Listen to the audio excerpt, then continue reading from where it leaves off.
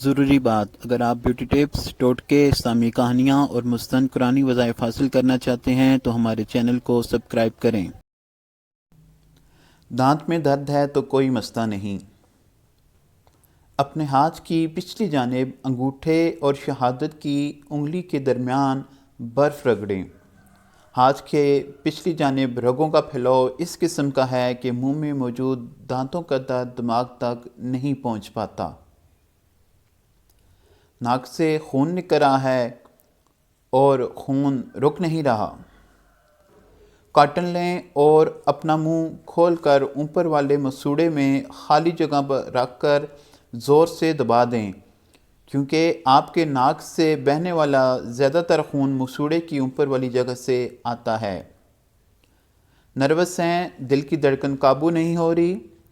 اپنے ہاتھ کے انگوٹھے کو منہ میں لے کر پھونک ماریں۔ ایسا کرنے سے ہاتھ کے انگوٹھے سے منسلک جو رگ دل کی دھڑکن کو کنٹرول کرتی ہے وہ اپنا کام تیز کر دے گی۔ پانی کے نیچے سانس لینا۔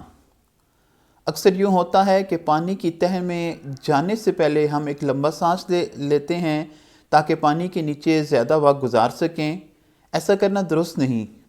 پانی کے نیچے جانے سے پہلے تیزی سے چھوٹے چھوٹے سانس لیں اور پانی میں چلے جائیں۔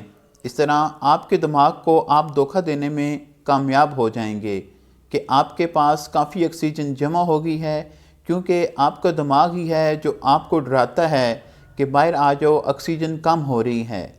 چھوٹے چھوٹے سانس لے کر پانی کی تہہ میں جانے سے آپ 7 سے 10 سیکنڈ زیادہ وقت گزار سکتے ہیں۔ ہاتھ یا پاؤں سو گئے ہیں؟ کوئی بات نہیں، ابھی جگا لیتے ہیں۔